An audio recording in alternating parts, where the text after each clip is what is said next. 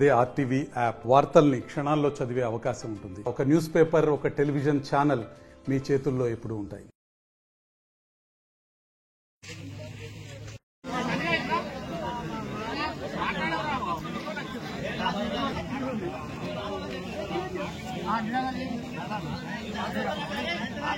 కార్మిక ఐక్యత కార్మిక ఐక్యత బాకీ ఉన్న వేతన సిగ్గు మున్నెలైనా జీతాలు చెల్లించకపోవడమా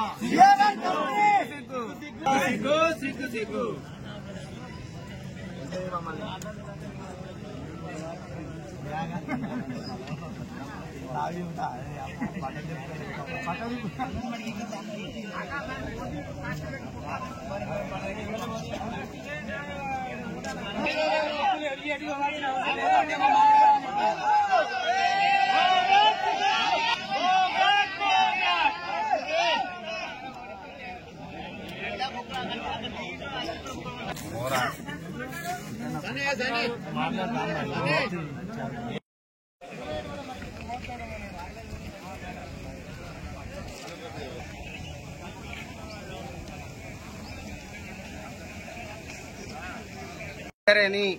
మట్టి తవ్వకాల ఒప్పంద కాంట్రాక్ట్ కార్మికులైన 600 పైచిలుకు కార్మికులు మేము ఈ రోజు రోడ్ ఎక్కాల్సిన పరిస్థితి వచ్చింది. గత 4 నెలలుగా మాకు జీతాలు ఇవ్వకపోవడంతో మేము పొట్ట చేతున పట్టుకుని ఈ రోజు రోడ్ ఎక్కాల్సిన పరిస్థితి వచ్చింది. గత శుక్రవారం రోజున మేము వంట వార్పుతోటి ధర్నా చేసినా కూడా ఈరోజు పట్టించుకోలేని యాజమాన్యము మరియు సింగరేణి యజమానులు. అందువల్ల ఈ రోజు మేము భారీ ఎత్తున ఈరోజు పీఓ ఆఫీస్ ముట్టడికి రావడం జరిగింది. పీఓ ఆఫీస్ ముట్టడితో సహా ఏ ఒక్క కార్మికుడు కూడా, సింగరేణి కార్మికుడు కూడా విధులు నిర్వహించకుండా అడ్డుకోవడం జరుగుతుంది. మాకు వెంటనే 4 నెలల జీతాలు వెంటనే చెల్లించి ఈ పండుగ పూట మీరు ఎంత ఆనందంగా ఉన్నారో మమ్మల్ని కూడా అంతే ఆనందంగా ఉంచాలని కోరుకుంటూ ఈ పండుగ పూట మమ్మల్ని కార్మికుల్ని బాధ పెట్టద్దని చూస్తున్నాము. ఎందుకంటే ఎద్దేడిసిన వ్యవసాయం కార్మికుడు వేసిన కంపెనీ బాగుపడ్డ చరిత్రలో లేదు. అప్పటి వరకు తెచ్చుకోకూడదని మేము హెచ్చరిస్తున్నాము.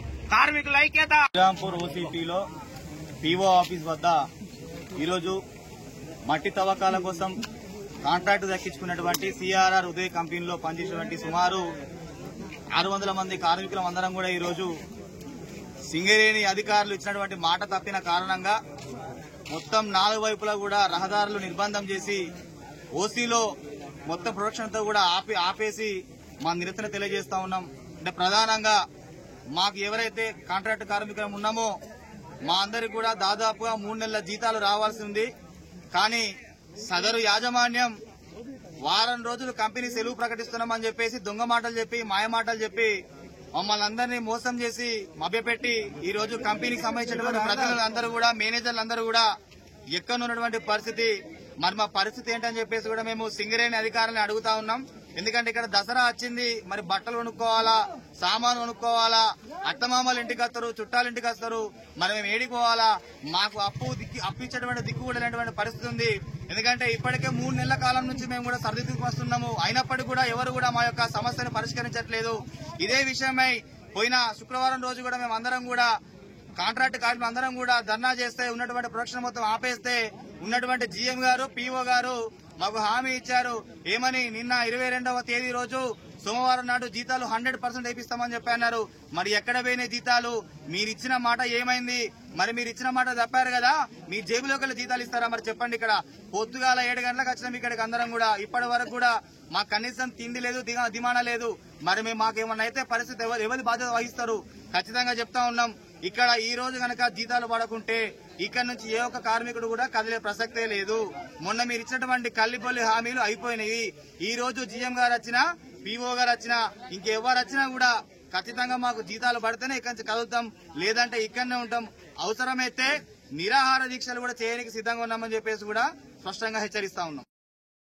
మరిన్ని వీడియోస్ కోసం ఛానల్ ని సబ్స్క్రైబ్ చేయండి. లేటెస్ట్ అప్డేట్స్ కోసం వాట్సాప్ ఛానల్ ని ఫాలో చేయండి. అండ్ లింక్ డిస్క్రిప్షన్ లో ఉంది.